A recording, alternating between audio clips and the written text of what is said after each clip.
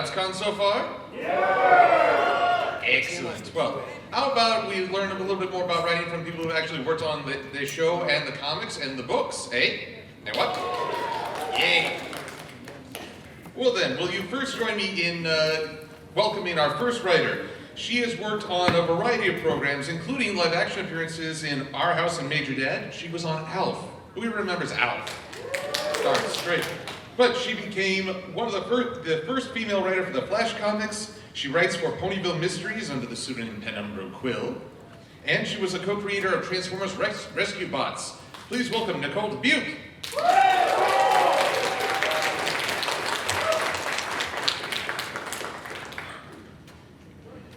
Next up is a man who I've had the pleasure of talking to here at BabsCon before. I've also had the pleasure of talking to Nicole. But this man led an extraordinary journey. He started out as, well, he worked to the point of Vice President of Development for Hasbro Studios until he took a trip to Burning Man and realized that he wanted to rekindle his connection with writing, and so he transitioned. Since then, he has co-written My Little Pony the movie, Heartwarming Tale, worked on Stranger Than Fan Fiction, which title is a lie, nothing stranger than fan fiction. He's written To Where and Back Again, School Days, and the Best Gift Ever special. Please welcome Mike Vogel.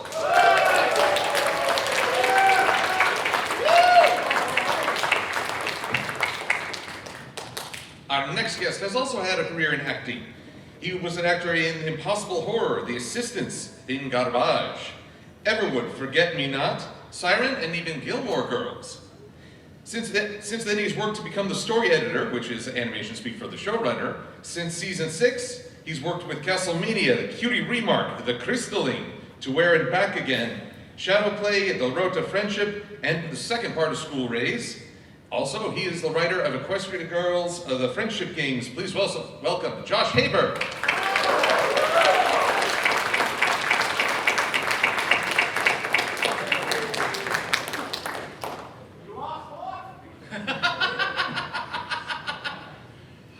And last but certainly not least, we have a man whose career is so long I would probably run out the panel just trying to describe all he's worked on. But basically, he has written The Heartwarming Club and Surf Ed or Turf, which was nominated for the 2018 Humanitas Prize. He's also worked on franchises like Winnie the Pooh. Has anyone ever heard of Winnie the Pooh? Oh my God, come on, has anyone heard of Winnie the Pooh? And he's had a lifetime career working on various projects with big studios. So please welcome Brian Hofeld.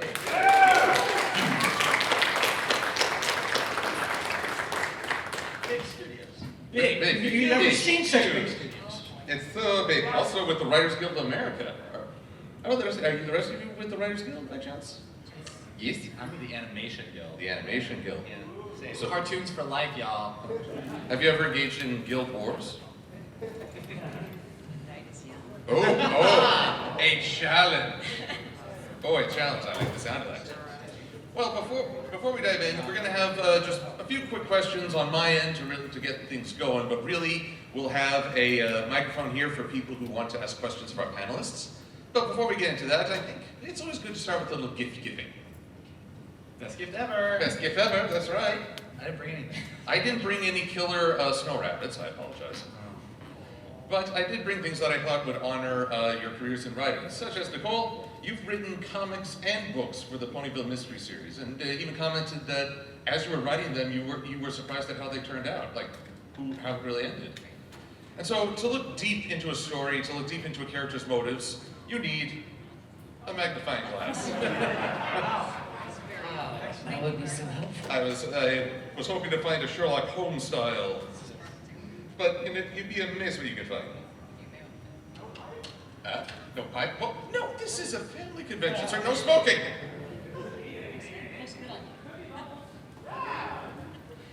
Now, Mike, I got to hear your wonderful story about going to Burning Man, having an experience, realizing a connection with your craft that you want to rekindle. Basically, you wanted to feel sort of, dare I say, a charge in writing. Which is why it's always fun to have a pen that will electrocute the user. Oh my God.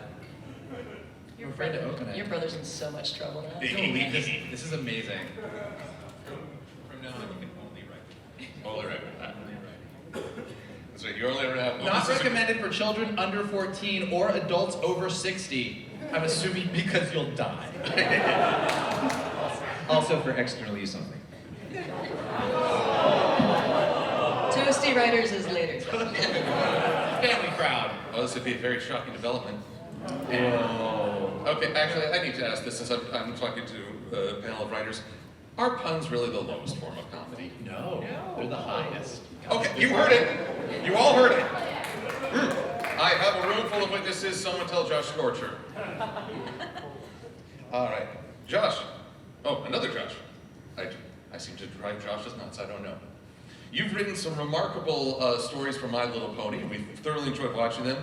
But there's always a question. We're in the 9th season. Going forward, we don't know what's going to come next. Just this pen might help guide your way, and ask yourself, what would a unicorn do?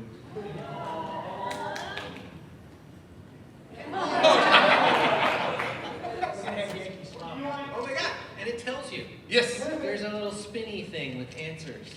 Let me see that. So, what would a unicorn do? Pose on a windy cliff. It's a My Little Pony story generator. Miracles.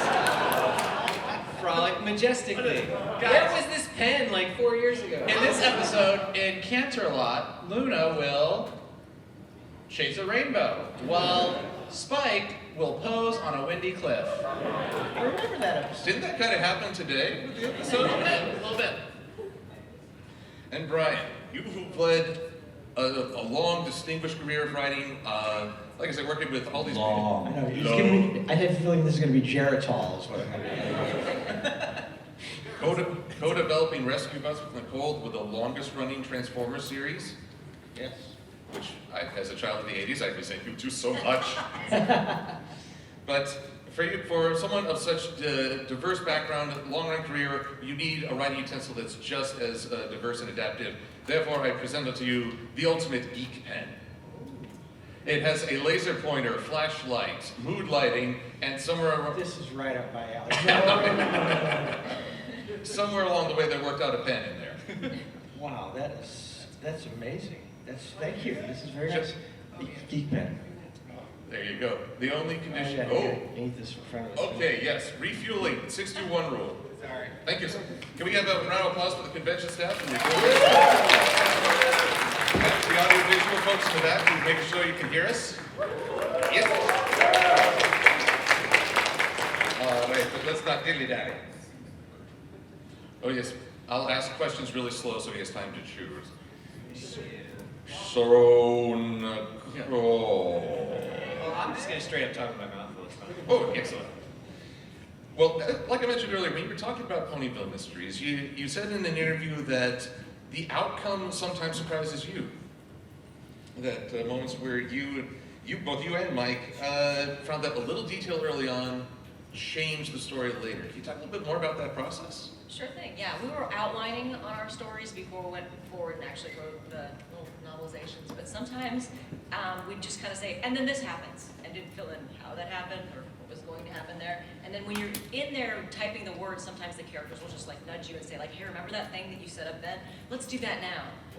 And I think also, I think when they approached us about doing it, they said, hey, do you just want to write a series of mystery books about the Cutie Mark Crusaders? And I'm like, sure, that sounds great. But I think their intention was that we were going to write, it was going to be like Scooby-Doo.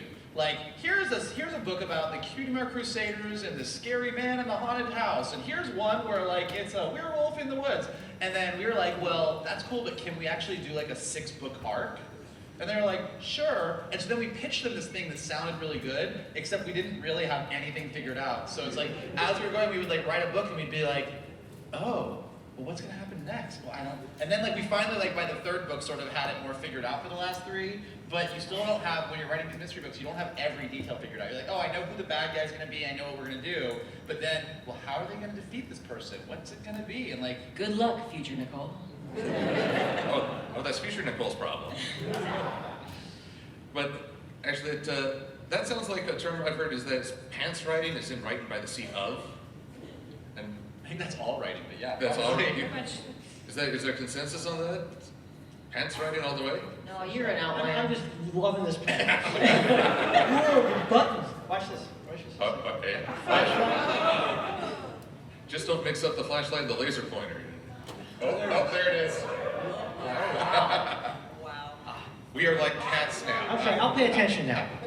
But yeah, I do think that is true. I think that you always go in with an idea. I mean, you know, on a television schedule, you always sort of like you pitch a premise to the executives, and then you write like sort of a fleshed out outline that should cover it. But I think a lot of times when you're trying to get an outline on time, you do a lot of like TBD writing. Like you'll be like, so Twilight's gonna have this problem, and in the third act, she's going to figure out that she was wrong and solve the problem in a TBD yet awesome way. An exciting comedy set piece. And it's kind of enough for the executives to go, sounds great, go write it. And then like when you get to actually writing the script, you're like, TBD and awesome.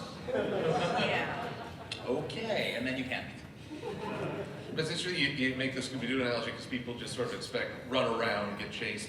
You've mentioned talking about writing books as opposed to episodes. You get to really go inside the characters' heads. Is there another benefit to writing fiction on paper or screen rather than an episode? Maybe more introspection, perhaps?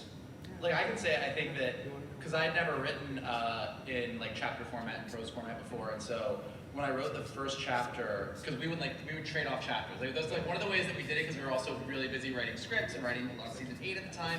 So we would sort of write out the outline together, and then we would like, okay, I'm gonna write these chapters, and I'm gonna hand it off to you, and you write these chapters. So I sat down to write the first chapter of the Ponyville Mysteries, and I wrote it, and I was like, this is really bad.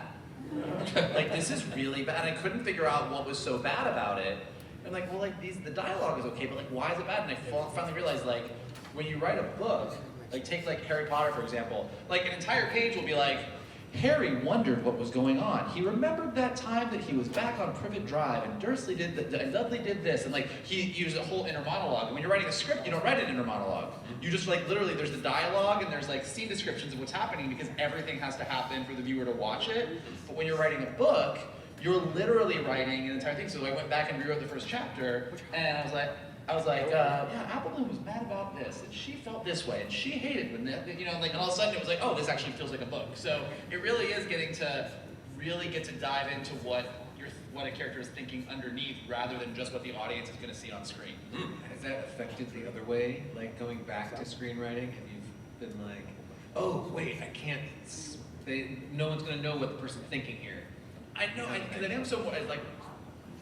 Well, if you're Pinkie Pie, it's just the same thing. And then you write Pinkie Pie, and you're like, and I was thinking this, and then I remember this time, and it was amazing, and it's all good. And you're like, okay, well, I can just write all that. That's good. But other than that, yeah. And that's why sidekicks were invented, so that the character has someone to talk to.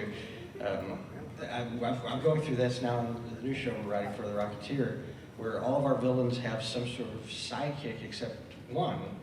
And I was like, how can I have this guy express his thinking when he's by himself? Because we've run out of ideas. It's kind of like, okay, we already put eyes on the volleyball kind of thing, you know. And so yeah, it's hard. That's hard. Yeah.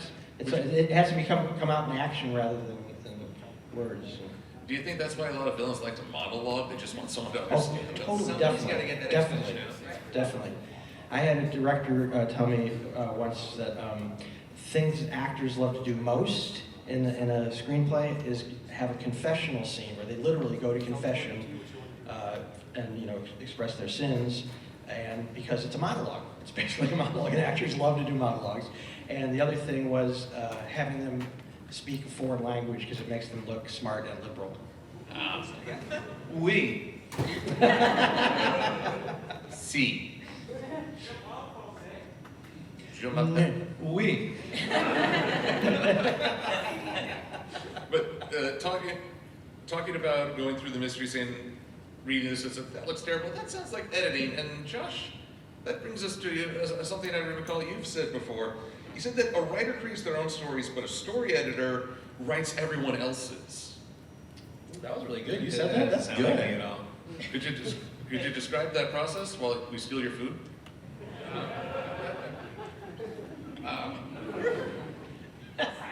Wait, what did I say again? 'Cause it's, It's very pointless. So a writer creates their own stories, but a story editor writes everyone else's. oh, yeah. I mean, That makes sense. So you said that, huh? He said That that. sounds like me. It sounds like me, but you didn't like, there was like a level of bitterness that was not conveyed off the page. Well, I think mainly probably I don't think I was saying that. I think I was saying that from like a nuts and bolts standpoint, where it's like when you are writing your own story, that's the only story you have to worry about. So you just start at the beginning, go to the end, and you're like, I'm done. But when you're the story editor, you have to keep every story in mind. And so, you know, when they say like writing is rewriting, like the story editor is like the embodiment of that, like, that thing, because you're constantly rewriting you're doing a rewrite of every episode that comes in to varying degrees, because there is a overarching story for a season, there is a tone for a show, there's themes, and like not every writer, when they're doing their own story, has that sort of bigger picture, that broad picture in mind. So, and they don't necessarily need to because they only have to execute on this one thing, but as the story editor, you have to sort of keep the big picture constantly in your brain and tune every episode to that. So He said two. It's actually why, you know, I think most of us like serialized storytelling. We like bigger stories with big mythology, yes? In general.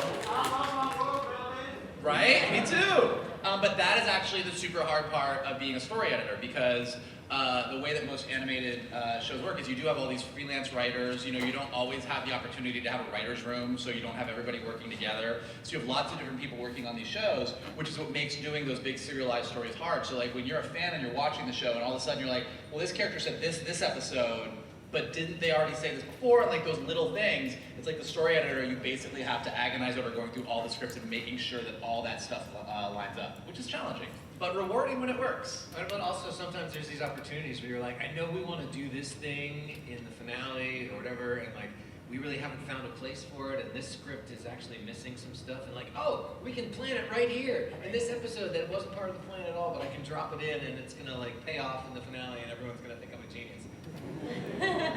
Excellent. So you plant the seeds early, which gives me a chance to make my continuity jokes. I appreciate that. You guys know what I love to shout that stuff. I love continuity.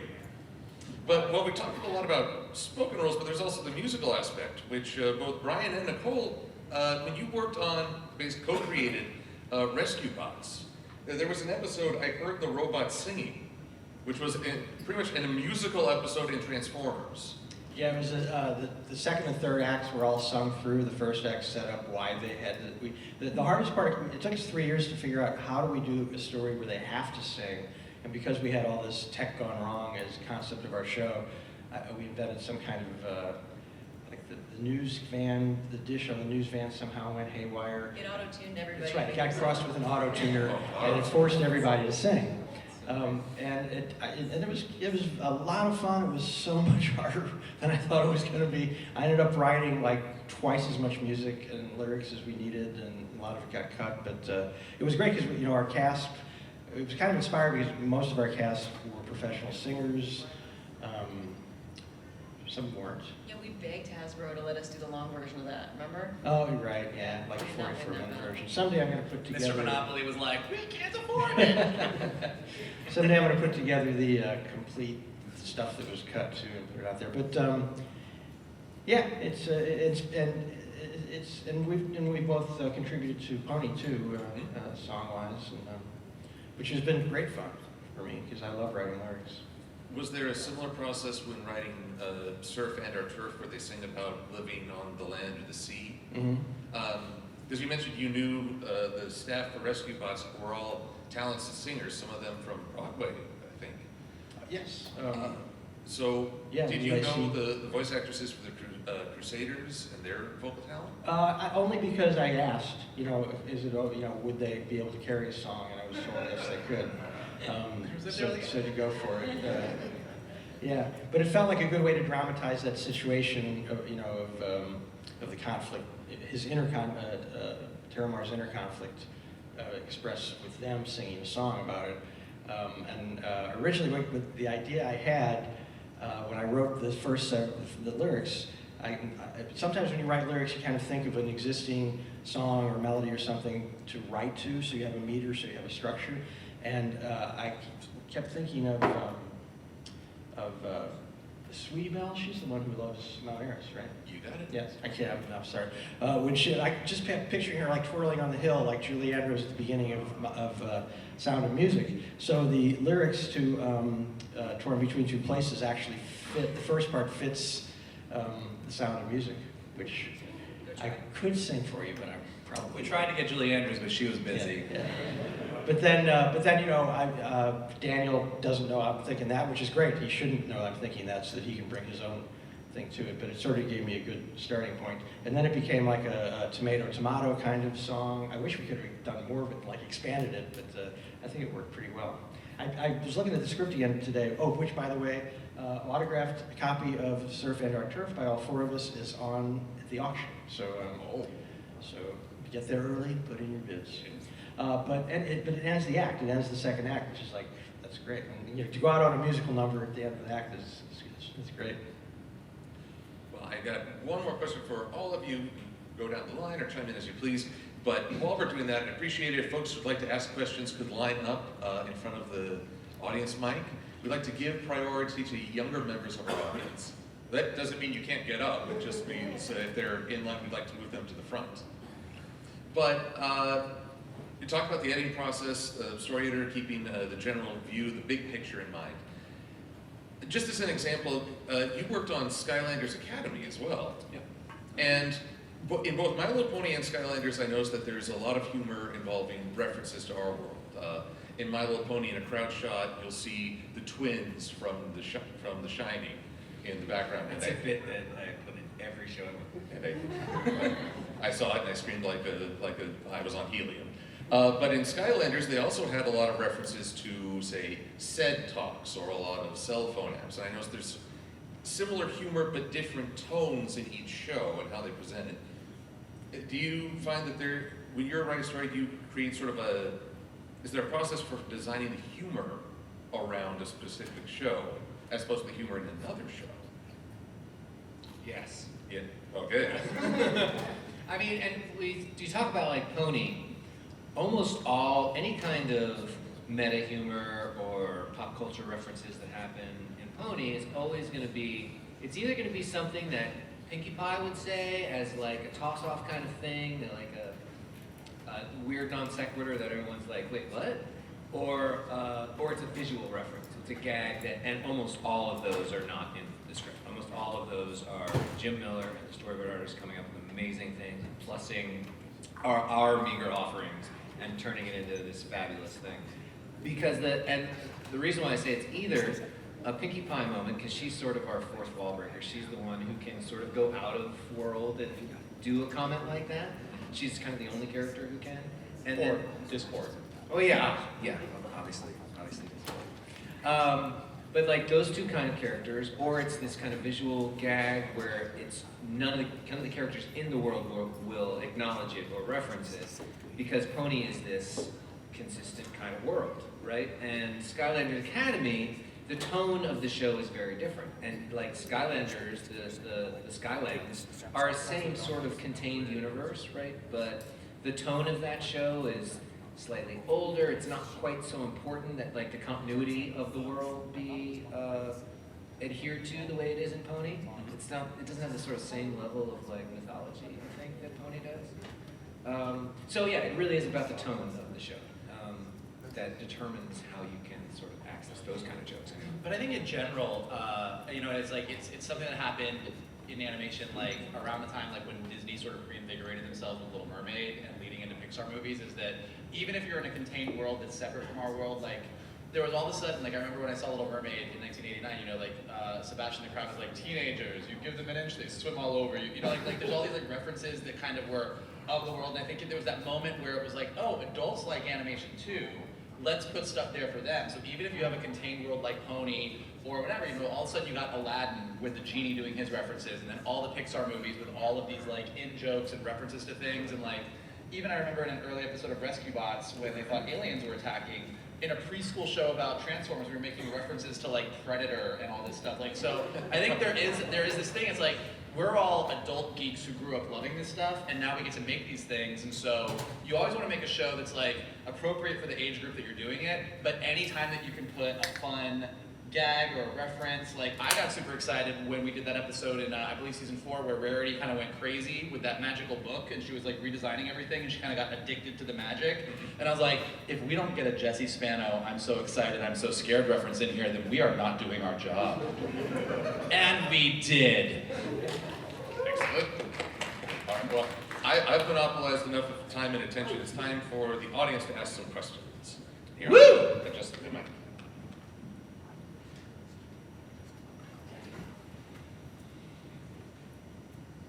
Friendship is magic, but I think the real magic, no wires. Yeah, that's amazing. Oh my god. Demonry is this.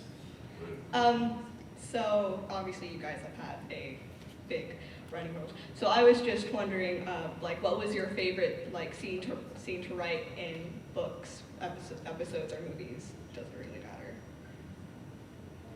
Favorite scene?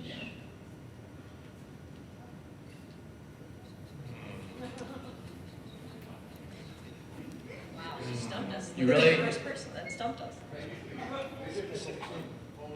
Oh, I'm focused Yeah. on Pony. Yeah. Yeah, no, I No, mean, yeah, I that's said it's still. Pony. You know, I feel like sometimes, like, you know, when you when you go look at your bookshelf and you're like, oh, I love that book, I love that book, I love that book. That's so, like, what's really fresh in my mind right now is because we just watched the 200th episode, and I just remember laughing a lot while writing that. And so, Yeah. right now, I think that is currently my favorite. Ask me tomorrow, it might be different. My favorite scene that I wrote in Pony, I can't tell you because it's coming up.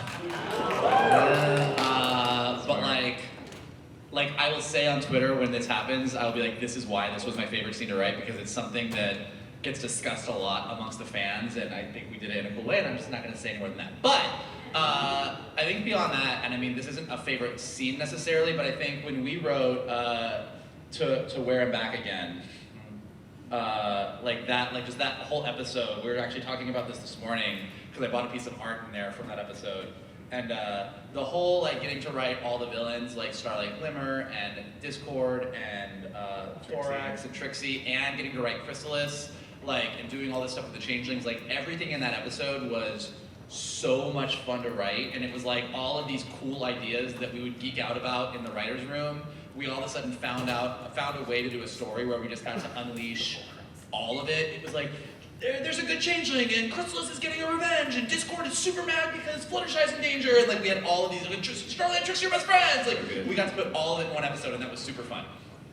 Actually, yeah, that's like the Trixie Starlight like pairing is one of my favorites, and I think like the sort of Hope Crosby episode that we did was so much fun. Like the road trip with the two of them and that song singing together. Like, Also, and this is something that happens sometimes when you're writing with somebody, I also remember this about that episode, is that we had this moment where each of like our heroes, reformed villain heroes, was getting like taken away, and we had Discord was all that was left, but he didn't have his magic.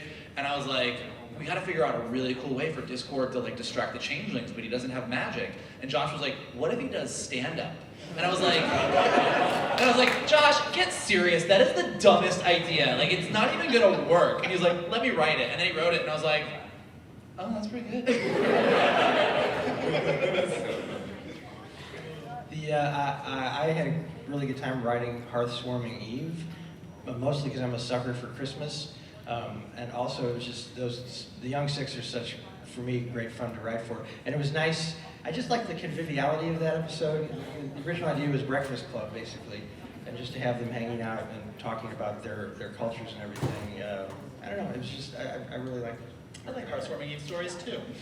Oh yes, you did. You did it well. Well, thank you. Thank you. Good question. Has there been a moral you've written in an episode that you kind of needed to hear yourself, or like a book or something that you kind of needed, like, to yourself? You kind of like. Like about like I wrote an episode that was really like feeling like it was about Yeah. us. Yeah. All of them.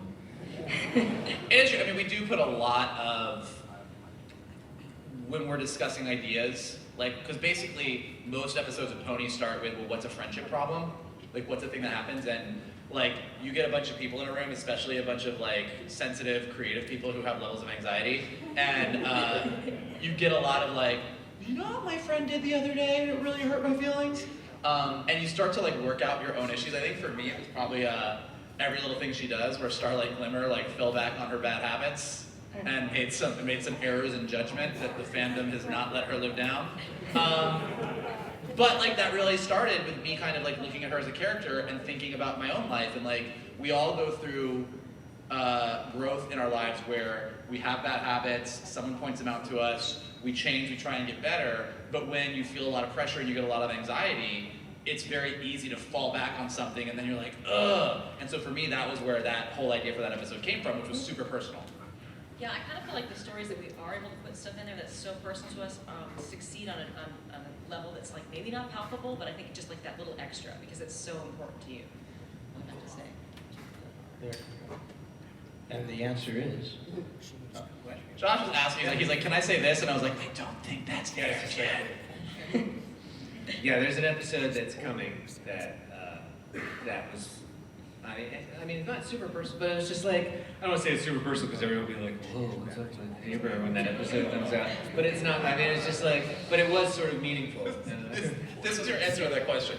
There's an episode that hasn't happened yet. The thing that happened was pretty intense, and you're gonna really, it's crazy, but I don't know because I can't tell you. Yeah. And when you see it, everyone's gonna be like, oh.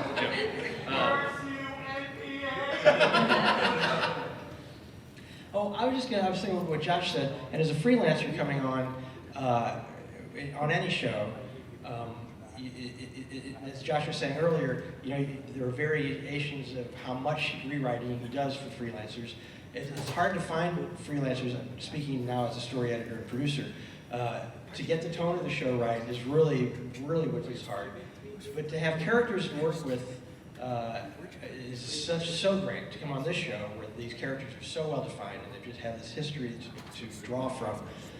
In some ways, you're limited by their personalities because they only do because they have such strong personalities. But in another way, you can tell so many stories with the personalities the way they are. So then what you do is you bring what you can bring to it through those character voices. And I think that makes the difference really between writing that kind of stands out and writing that doesn't, is how much personality every writer, everybody's going to write that story different. Everybody's going to write that script different.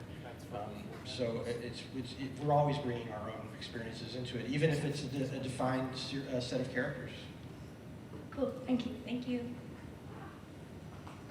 Was there anything you either edited out or was edited out from your stories that you wish had been left in? 100%. Every episode, we were writing long for a while. In fact, I think we cut about 10 pages from the 200th episode.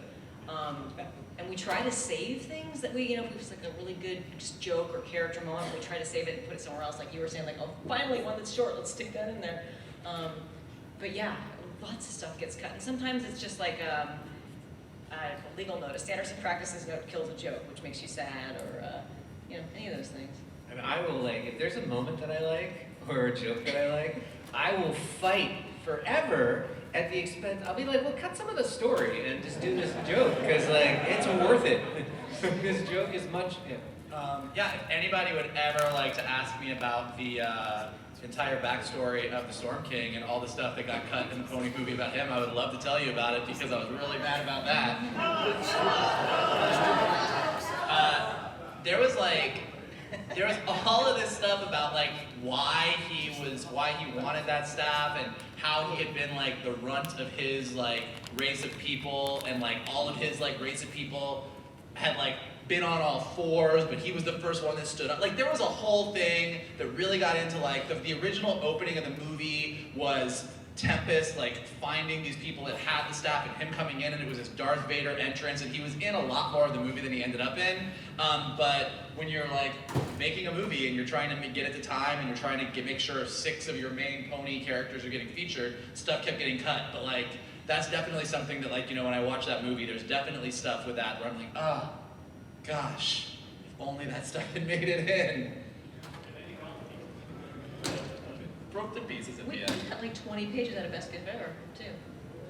Oh yeah, Best Gift Ever was long. There was so much more stuff, and it kept being you need to cut this down. It's that was, yeah. I'm I'm gonna make this easy on myself. I'm gonna tell 6 separate stories and weave them all together. Anyway, but at least Discord knows Snake Eyes made it in. That's right. Hello, Josh Haber. I hear you like Rainbow Dish. Yep, Rainbow Dish. So anyway, my question is, what would you guys do for the final season if you could move the narrative 10 years in the future?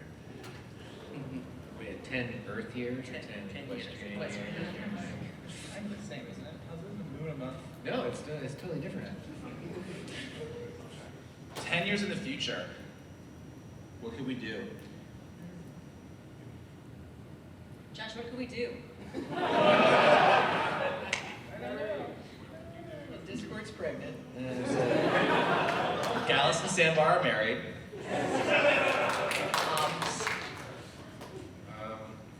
Yeah, I don't know. There are a lot of things we could do. You're right now what's going through Josh's head is like, what do we actually do in the rest of this season? What can I say and not say? Yeah, because I don't have a great memory, so you can ask me a question and I'll start saying this thing that sounds like a really great idea and then realize that that's a story I've already written. I will say, you know, without getting into spoilery stuff, like I do think that a cool part about knowing that season 9 was the final season is it did allow everybody to kind of go, okay, well, what are the stories that we really want to make sure we want to get in? And what are the things that we want to sort of like, whether we can actually put it in there or hint at or give a nod to, so that when audiences do finally watch those last few episodes, they kind of get a sense of what the future is like for the characters that survive. Hashtag Thanos.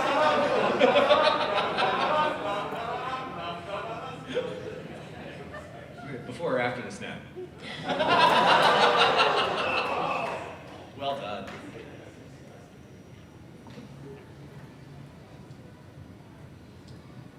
Hello, everybody.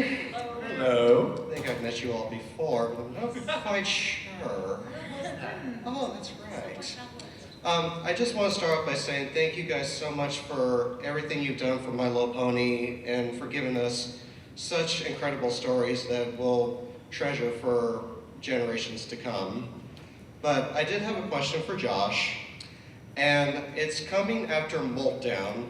Did you take anything out of Mitch Larson's book on how to put wings on Spike? And just put a bird on it, whatever it is. Just put some wings on it. Yeah.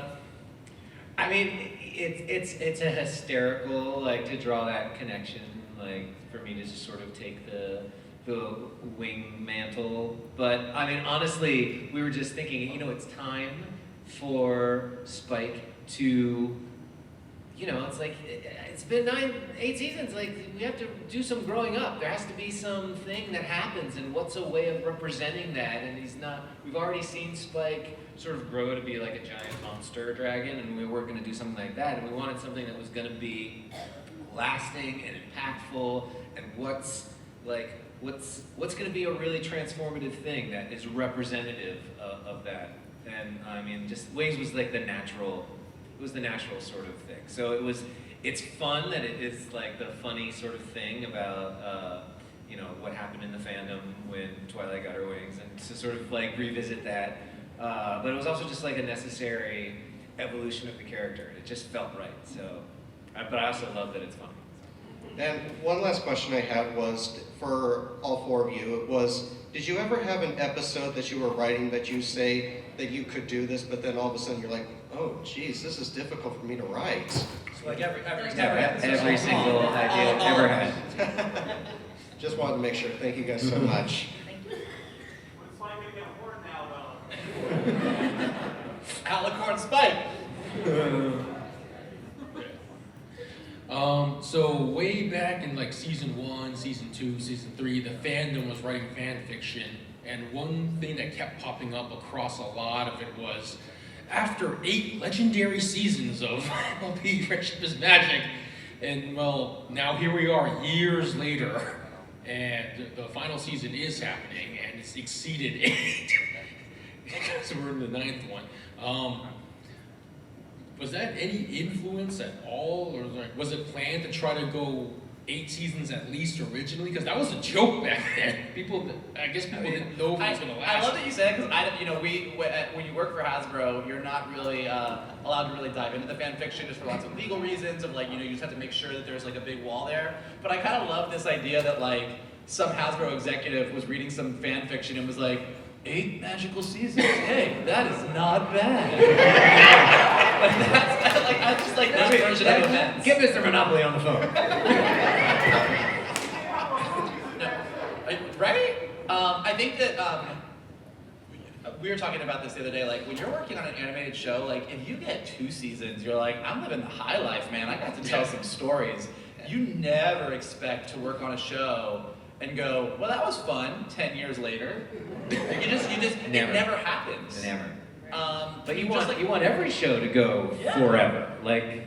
And I think that everybody, all of us are just like super nerds who get to do this for a living. So, like anybody, we sit around, when you start working on a show in season 1, whatever, you sit around with your friends, especially at the end of the day, you've done your work, and you start talking about what you'd like to do in season 3 and 4, and if you got to go this far, wouldn't it be cool to do this, that, and the other thing? Like, you have all those ideas.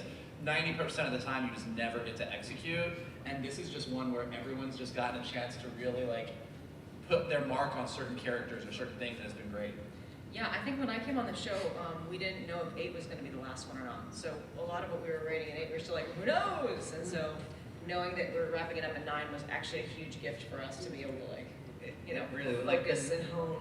The not knowing is horrifying because you're like, so maybe season 8's the end. So we want you to write a story that kind of wraps everything up, but maybe also doesn't.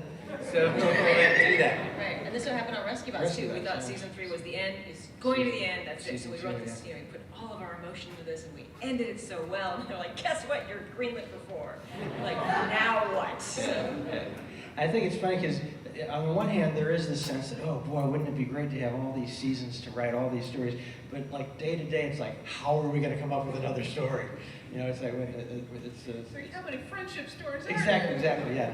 So it is. So there's kind of that push-pull. It's like, yes, we got season 2. Oh no, we have to write more episodes. And then you get people who are like, didn't Twilight already learn this lesson? It's like, yes, she did, but we have another season of episodes. I got nothing left, man!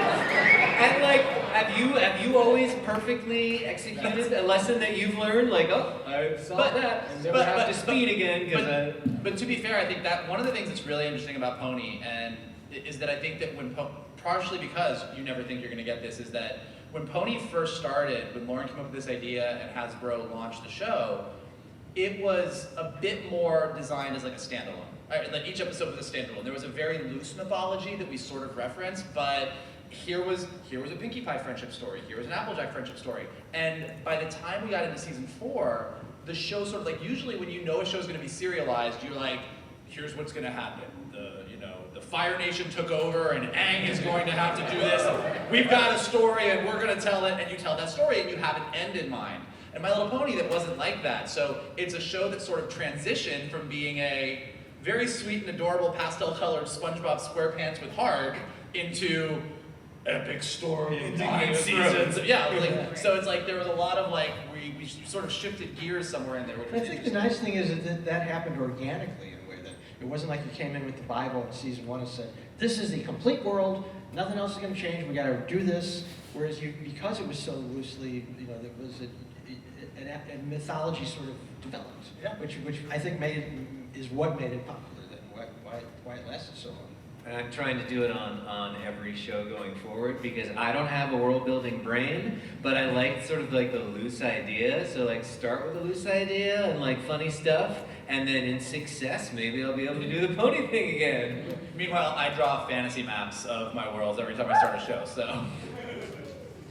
To clarify, when you say there's a wall between fan fiction, you're not like having signed something that says you're not allowed to read No, fan I mean, fiction. Hasbro actually built a wall, and we have to live behind it. That's its actual. They got Mattel to They're like, build that wall, build that wall.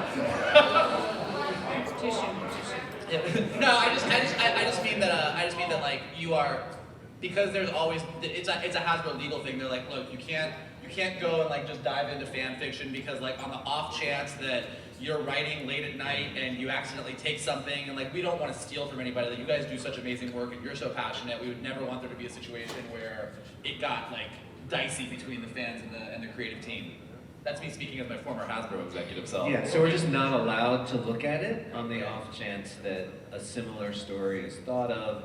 Hasbro can always just say, well, it's definitely not that because they're not allowed to look at that stuff. So. What about now after this season? Are you allowed to? Oh, I'm gonna binge it all. I'm gonna read it all, y'all. Yeah.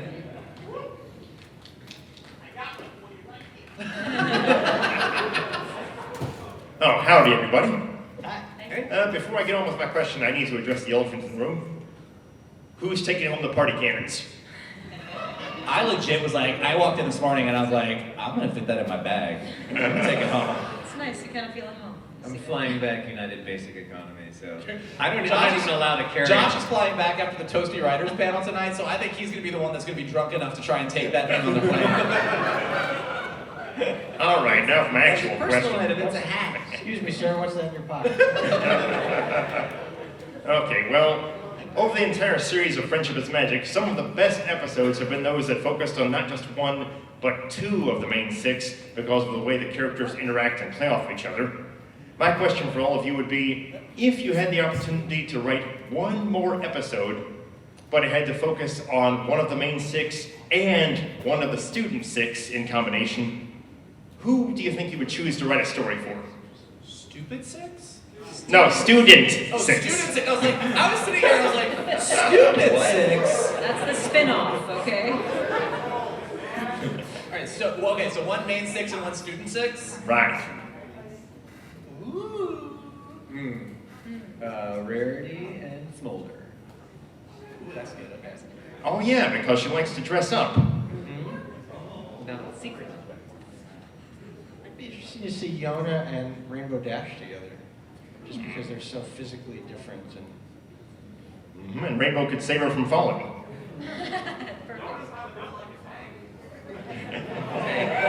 Tank, I get it.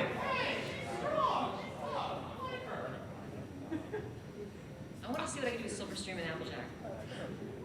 That's like totally different, so I want to do that. I want to do like sort of some like crazy adventure with Fluttershy and Ocellus. Oh, I would love that. Like I don't know what it is, but I feel like it's something where like, oh, maybe it's like there's some weird animal and Ocellus has to like be that animal so that to help. I don't know. Something Yeah, Ocellus Fluttershy. infiltrate. He never stops thinking of stories. It's amazing. Okay. Oh, well, thank you very much, everybody. My question, let me get close to the mic. So my question is, do you find, I've heard rumors that Celestia and Luna are hard to write. Do you find them hard to write? And if not, who do you find hard to write of the secondary characters? That's a good question. You were not talking about this last night. There are certain people early on Pony, I know because I was there, that felt like Celestia and Luna were hard to write. And I think that what's been great about these later seasons is, I mean, today is a perfect example, is like, once you just stop being afraid of these godlike power, like I think they're not fun to write when you feel like you have to keep them super serious. Yeah. And as soon as you make them funny, they are so funny. Like Luna throwing shade this morning was my favorite thing in my life. Today's episode is so great. Yeah. It's great, right? But I think the thing is, like, I know that there was concerns early on. Like, when I was an executive and I was working with Brian Leonard and the executive team, we would sometimes throw out, we're like, hey, what if we did, like, a Celestia story? And a lot of times people would get back is like, well, you can't do a Celestia story, she's boring. And I think that once you kind of, like, open up to being like, no, she's not boring because she's crazy.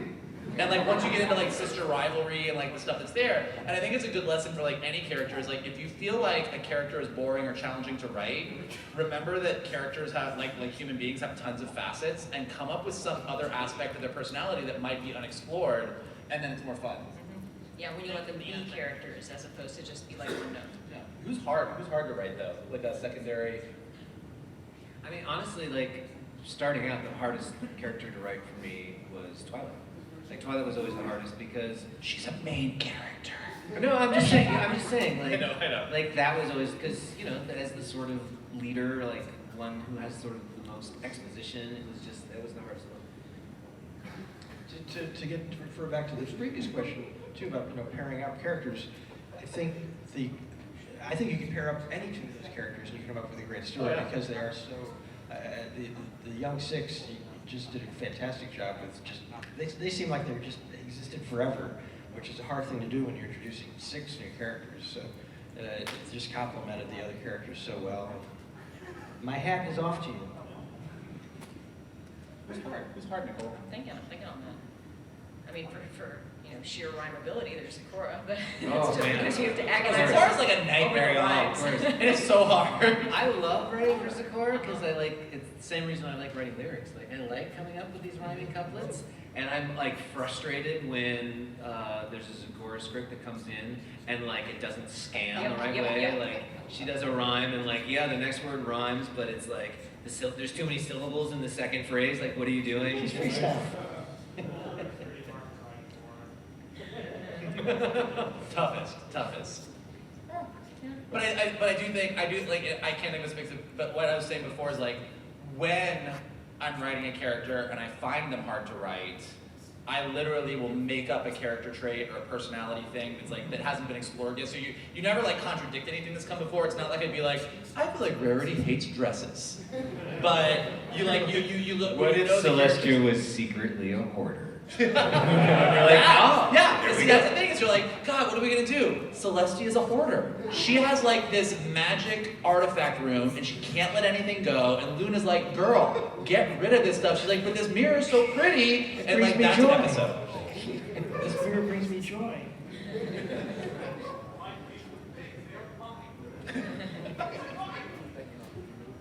Hello! Sorry, I couldn't resist. I just love Discord. Anyways, how you guys doing? Good. Great. Okay, I got one question for you guys, but I also got a back one in case this one doesn't plan well. So my first question is, are you guys open to any new ideas for another Equestria Girls movie? If not, then I can always go back to my I'll go back to the other question because Hasbro won't let us do it. So I bet it's amazing though. Okay.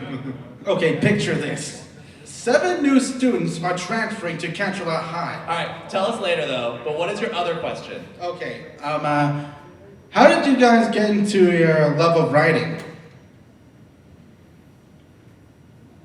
I always liked telling stories. I think it took me a really long time, because I didn't go to college to become a writer or anything like that, but I think it took me a while to be like, oh, of course, right? It all made sense when I started actually working in animation, because I would sit and just tell stories with all of my animals for hours at a time in the middle of the night. And I was like, oh, okay, it all makes sense now. Yeah, similar. We were talking about this before about the question was on Twitter a lot about what happened in your youth that was on brand for you now as an adult. And I did the same thing, only instead of stuffed animals, I had the magnetic letters that you put up on the fridge and with the board, and I would imbue each of those letters with a character, with personality. So that B was the hero of everything, and he could fly and everything. And I would the different letters would be characters. And I think I started, and I always enjoyed watching people, just sort of observing human experience. And I think it starts with character, and telling the stories that you see around you, I think is sort of what impelled me. I hate writing. If you do anything else, you do. Yeah, I don't like writing at all. But you like having written? Yeah, I like having written, and like I was an actor for a while, and like that's just fun, because there's like writing is work, and acting is like playtime, and so I had to figure out a way to take the play that you do as an actor, which is like goofy, trying stuff, and bring that to writing. And once I did that, I was just sort of like, oh, all right, this is all right. This isn't so bad. It's like getting to act all of the parts. It's it's that. I think it's like one of the things that I think that just is in general a life thing that I've learned or that I believe is like, just like Nicole and Brian were saying, is like when we were kids, we did this. Like we played with our toys, we made up stories, we did it. And I think when you get older, at some point in elementary school, middle school, high school, college, wherever it happens, like people start telling you that thing that you thought you wanted to do when you were really young, you can't do for like a host of reasons. Like you're not going to be able to get paid to do it. It's really hard to break in. It's all about who you know. Like there's a whole host of reasons that people will give you why you can't do the thing that you loved as a kid. And I think when you're lucky enough to just ignore all of that and just continue to do what you wanted to do when you were like 6 or 7 years old, it's awesome. And I think that's what we're all lucky enough to get to do, is that we just ignored everybody who said we couldn't do it and just barreled forward until we got to do it. Thank you very much. Thank you. Is this good? Okay, I didn't want to. Okay, I was wondering. I don't know if this can be answered, but I was wondering: did Hasbro ever? Did they say why they wanted My Little Pony: Friendship is Magic to end? Out of curiosity. Why can't they know? I don't know for sure, and no one said anything. But I think that knowing just the history of the toy business, I think like. Yeah. For example, I'll give you a different example. Like Transformers the movie back in the 80s. Remember that? Yeah. Classic. Anybody a fan of that gem? I know a lot of characters got Remember killed. when they killed all the Autobots? And Yeah, had a that whole new was cast of Autobots and Decepticons come in and Why do you Megatron gotta became break it down Galvatron? like this? That was because they had already sold a bunch of Megatrons and Optimus Primes and they wanted to sell different things. And I think whenever a toy company wants to stop doing something, whether it's successful or not, and go do something different, most likely it's because they probably want to sell new things. Not surprised. It's not like this stuff is not selling. Why sell new stuff? I guess you guys just aren't buying enough ponies. I find that hard to believe, but okay. Kidding. You guys got all of it.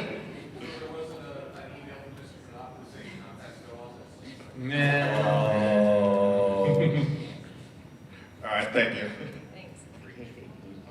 So, I know it's kind of sad that the series is ending, but here's one question.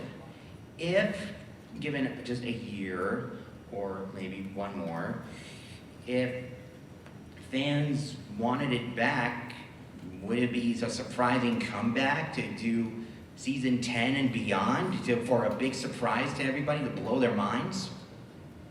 I mean, it would be a surprise to us. We haven't been Yeah, hired it yet. would be a No, surprise. Here's what I think. I think, look, My Little Pony: Friendship is Magic is a show that, like, when My Little Pony came out in the 80s and went away, nobody ever thought it was going to come back, and it came back stronger and better than ever in this version that you guys have all fallen in love with.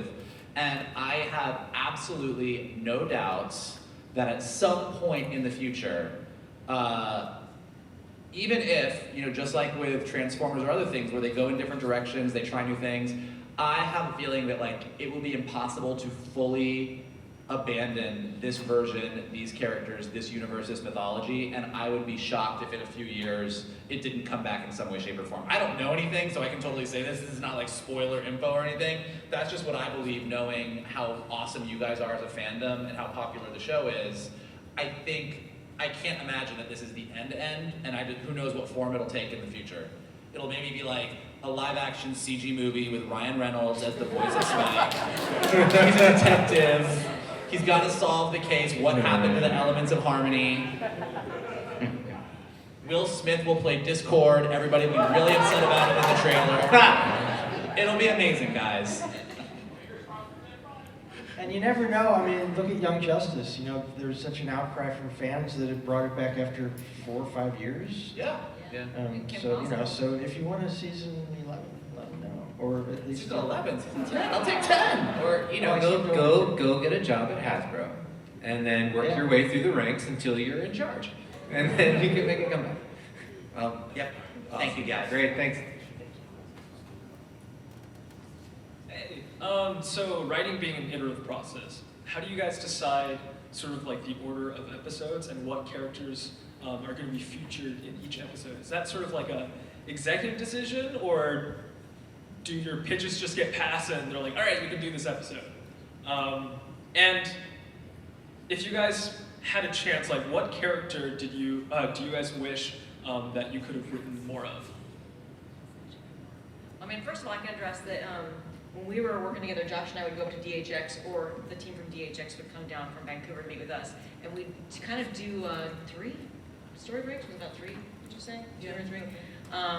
Per season, and just kind of set out on the whiteboard, like, what pairs of characters have we done, who haven't we done?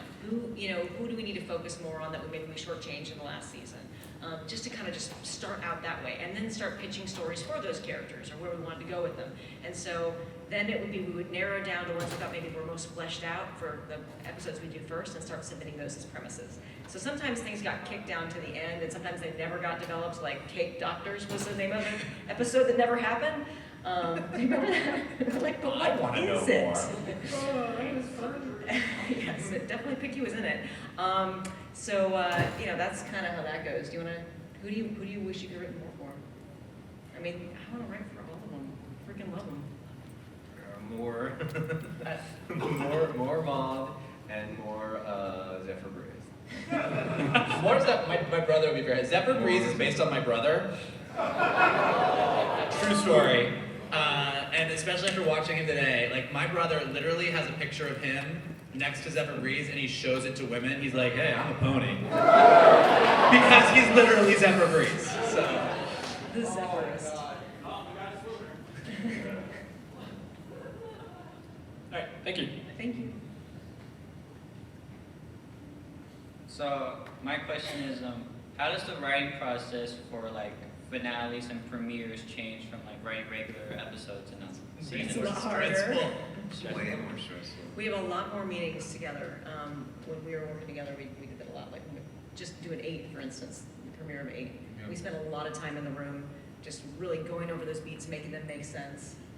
Yeah, because I mean the way the pony is built, like the 2-part premiere and the 2-part finale each season really is where you deal with the bulk of your mythology, and then the other episodes throughout, you'll do little bits of it here and there, but like they're more standalone, and so they're just really, really big episodes. There's a lot you want to fit in. You want to make them epic. We have a history of really awesome episodes, so you want to make sure you're like working to that level, and then you do all that, and then DHX is like, that is too much. We cannot do all that in the animation, and then you have to figure that out. Right. Yeah. Or we get notes and it's like, well, that's not the story we want to tell. Like, we just broke that story. It's really good. Nope, new direction. So. But yeah, to Mike's point, it's like the premiere and the finales are really, that's our serialized bit. Like those are the season arcs, and like you said, there's going to be 5 episodes that are a part, within the season that are a part of that arc, that serialized thing. But they're sort of like here's the problem of the season, and we're going to open this box in the premiere, and here's the resolution of that thing, and we're going to close the box. So it is a very different process to do the finales. And I'll say that that all being said, when you got to the finale for season 9, it's a much bigger box. It's like usually you're like, well, I'm going to close this box on this season, and then what are we going to do in this next box? And you're like, so we're going to close this box, then we're going to close the box, man. Take it down once a year and look at it. Remember the good times. There's really like 9 boxes at that point too, because it's like everything. So yeah, Russian dolls. Thank you.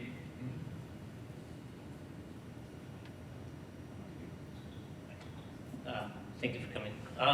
My question is, how is the complexity and the audience expectations managed for a show like My Little Pony? Because it's like a multimedia franchise. There's a lot of products. There's separate books. There's comic books, and then there's like I know in the fandom there's a MLP wiki where details are listed and compiled and stuff. And then for the audience, I've noticed like in the movie, for example, you see jokes for like Storm King aimed maybe at parents, and then also over time there's been definitely like a adult audience that's emerged for My Little Pony. Has that affected it? And also like over the seasons, characters develop, details develop, and you have to keep those in mind when you develop new episodes. So do they get more and more complex, or is it like how does that work? All I can say is thank God for the fan wiki.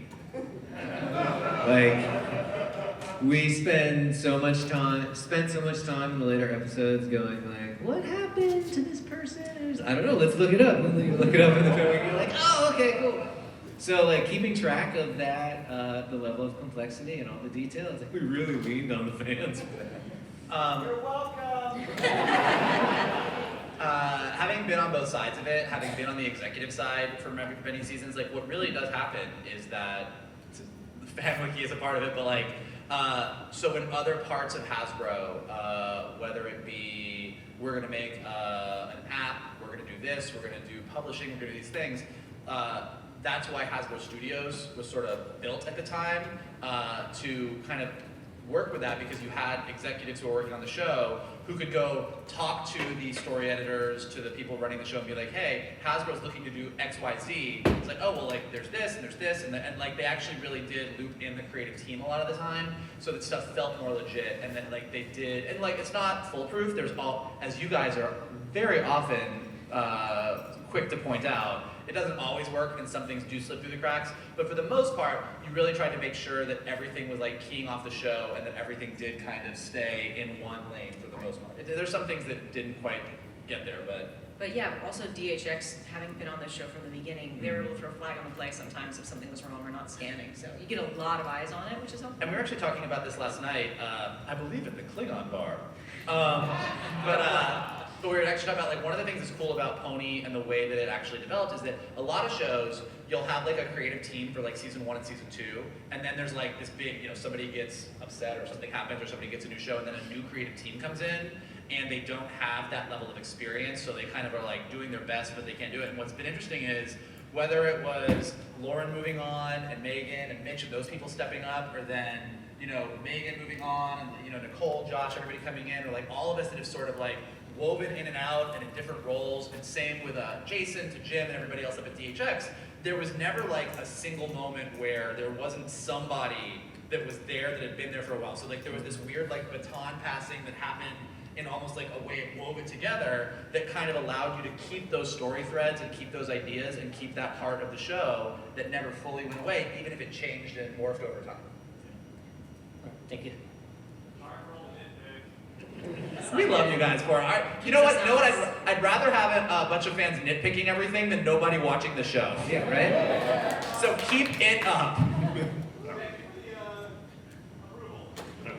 Howdy again, everybody. Just one more quick question for you. Who would you say, out of the Friendship School students, was the most fun for you to write for, and which of the students was the most difficult for you to write for? Yona's so much fun to write. Yona's the best. Yona's so much fun to I write. love writing for Smolder though too. I was actually just saying this earlier because I bought some artwork on it, but like I wrote the episode where the Young Six all went into the caves underneath the school and met the Tree of Harmony and all that stuff happened. And actually Smolder was really, really hard to figure out what her fear was going to be. Like I couldn't, like I think I wrote, I don't even remember what I wrote originally, and I sent it to these guys, and like we went back and forth on some stuff, and I couldn't figure it out. And then when I figured out that she was secretly really kind of dug the froofy princessy stuff, but didn't want anybody to know, that was hard to get to. But then once I wrote it, and this happens a lot when you're writing, it's like you're like pounding your head against the wall, pounding your head, and then you do something, and you're like, yeah, that's just it. I did. Like I don't even feel like I came up with it. I feel like someone like put it in my head. This is kind of what we were talking about earlier, right? About like you don't know what's going to happen, and then boom. Yeah. I don't know, Sandbar's hard to write for, I think, for me. And you're going to disagree, and that's fine. That's my boy, man. I know. That's my boy. All right, well, thank you very much, everybody. Yeah, Yona's definitely my favorite to write for. Yona. I love that she's so guileless. She's so sincere about everything, and yet she's just so physical and so, I don't know, there's something about her. Tank. Yeah. I just need to jump in for one quick sec. We've got about 15 minutes left in the panel, and I want to make sure we can answer as many questions as possible, so we're going to enter a semi-lightning round. So I'm just going to go with the question as quick as we can. And Gary. Let's do this for 15 minutes. Please do. So season 9, show's coming to an end. What do you consider a successful ending of a show?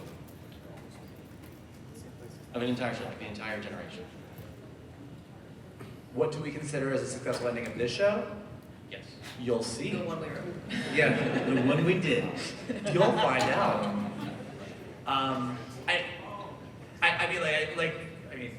can't really tell you what we did, but I mean, I hope we did it. But I do think that like we all went into the finale knowing there was a lot of things that we wanted to wrap up, knowing that there was a lot of things that fans would want to see, that we, you know. So I think we did it.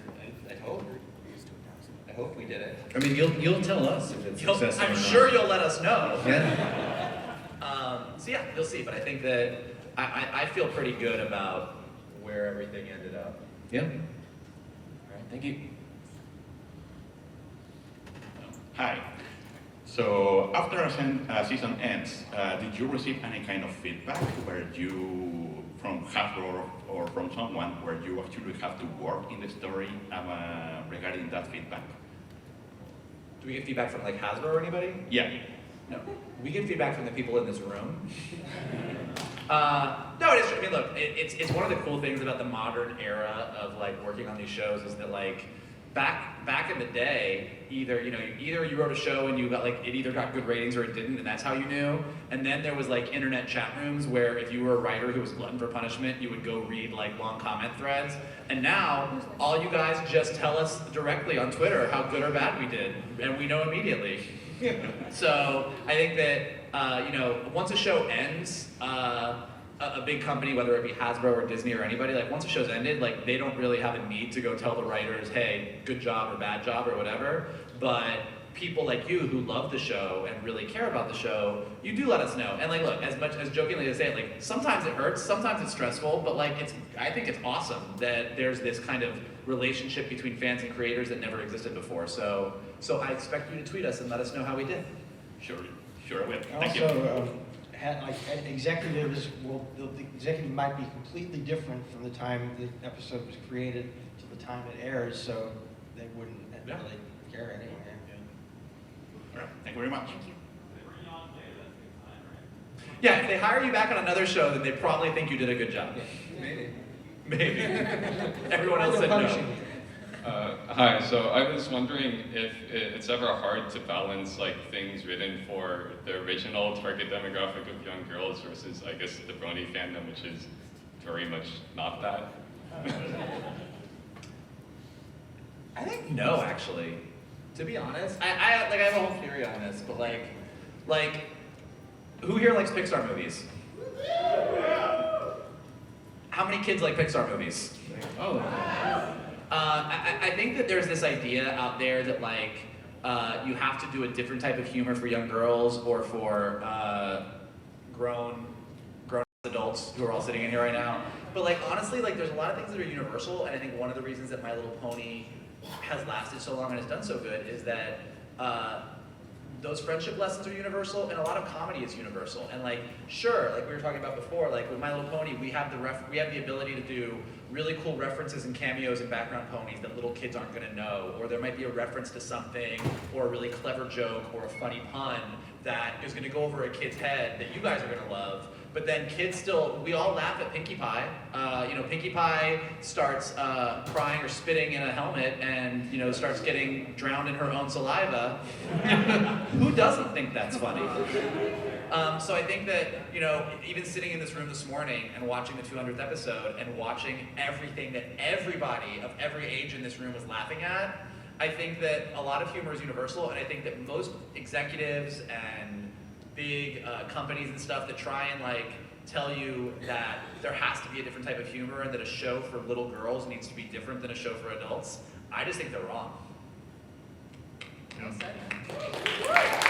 get down off my soapbox.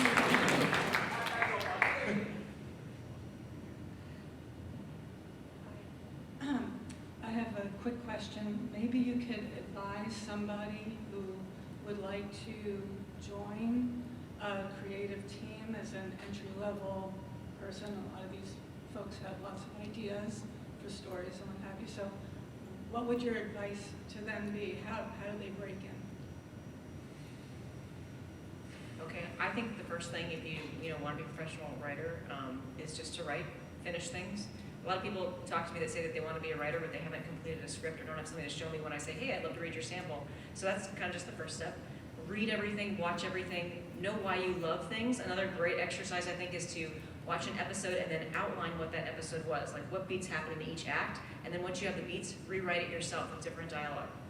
So that'll help you, figure out how to make choices within it and kind of develop storytelling structure. And then once you have those things, once you've done all your due diligence and you're ready to start showing stuff, I would just reach out to whoever you know in the industry and offer to buy them coffee and pick their brain and talk to them about things. Because I think that it's a lot of times about the relationships you form before you have the job that gets you that opportunity. But part of that is being ready for that opportunity when it comes. I don't know if that's helpful. You guys want to chime in? I mean, you have a whole thing about moving to LA and getting a job at Apple One, temping or whatever. Oh yeah, I got a whole strategy. Before I say that, what I'll say very quickly, and the one thing I will say is, a lot of times, like, and we did this too when we were younger, like, most of you guys have stories that you've written, you have scripts that you've already written. If you haven't, then Nicole's right, finish a script, finish a story, finish whatever. But then, rather than, and this is just the truth of it, like, running a show, getting to work on a show, part of it is being creative and part of it is having the experience of working in an industry and knowing people. So when you do get the opportunity to have coffee with somebody, to sit down with somebody, don't give them your script thinking that thing is going to get made. We all have versions of that we've written that maybe you're lucky enough to come back to later in life.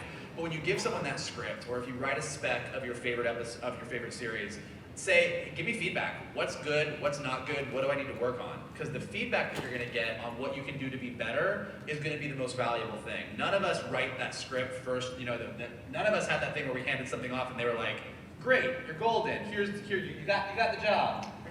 Here's your Rich and Famous contract. And it's a good skill to develop, right? Because you have to be ready to take those notes that you get. Because as writers, we get notes constantly, and we don't like it, but we have to do those notes, and we have to figure out good solutions for those to still tell the story we want to. Yeah, and then what Josh was referencing, because I said this on a couple of panels. Like, look, the scary part of it is if you want to work in the animation industry or the entertainment industry at large, you got to move to LA at some point. Like, no one's going to give you that job working in an animation room when you're living in another state. So the scary part is moving to LA, and it's super scary because you don't know anybody, it's daunting, it's overwhelming. What I did when I moved out there is I found the first temp agency, at the time it was Apple One, and that's how I started paying my bills. But also because they were temping in the entertainment industry, in the first year that I lived out there, I was temping at NBC, CBS, ABC, Disney, Warner Brothers, Universal, Paramount. Like, I went to every lot every day, and I met people, and you go on lunch break, and you make friends, and you know other people there, and then eventually you get a job as an assistant, and the whole time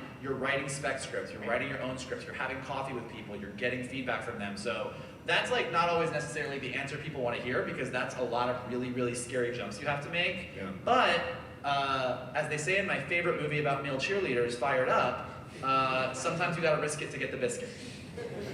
How many movies about male cheerleaders? There's just the one, but it's my favorite one. So this is just a quick question. Did you expect Sunset to become like the breakout hit with the adult fans he was, or did you think the whole series, or maybe Sunset in particular, would just kind of be more for the kids? Sunset Shimmer? I knew from that leather jacket that she was just going to be like, I'll tell you, breakout, yeah. I know because I was there.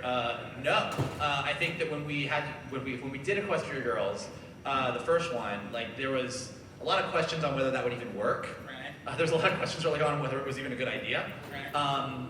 And Megan came up with such a great story for it. And Sunset Shimmer just got built as like a villain. Like, we needed a cool villain with a cool backstory, and Megan built that up. And at the end, she was sort of redeemed. But I think Sunset Shimmer was cool in Equestria Girls 1, but I think Sunset Shimmer became what Sunset Shimmer is now with the fan base in Equestria Girls 2. Absolutely.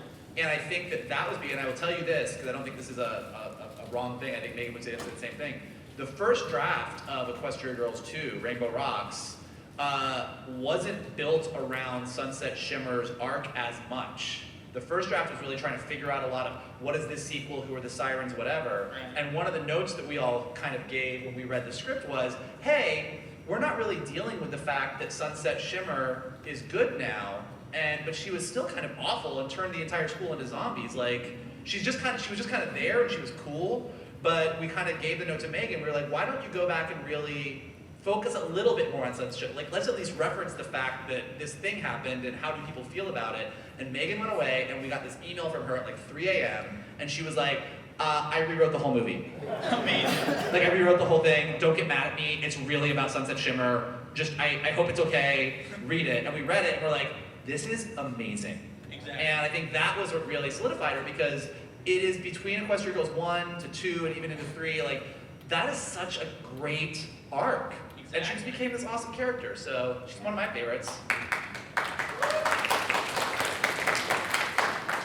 We've got about 5 minutes left in the panel, so I think we have enough time to get these 2 questions in, but again, we're going quick. I don't do quick. Yeah, Mike. Hello. I wanted to thank you so much for, this is going to sound weird, but for bringing back King Sombra, because there was so little done with him in the original first episode that he came in, but he has so much potential. For me as a writer, the story behind the bad guy and why he's bad is so important. But I know in fandom I've been kind of keeping an ear to it, and people were like, wow, that was really graphic how he was killed, and he caused a lot of misery before, and you see Pinkie Pie crying, and there was just so much drama in those first 2 episodes. Were you afraid that Hasbro was going to go, no, you can't go that far with it? No, they tell us.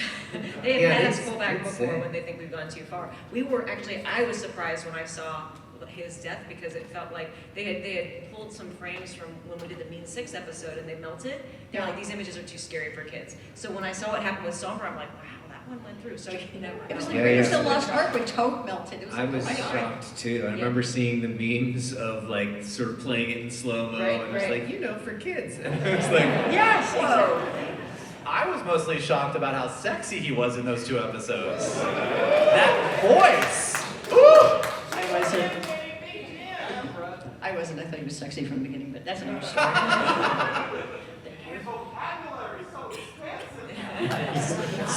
You're so bad, but you're so articulate.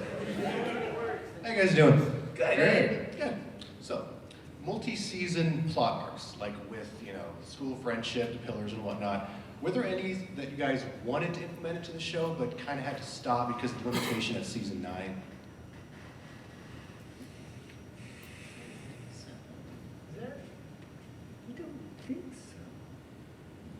I mean, when we start getting into like the big moves like that,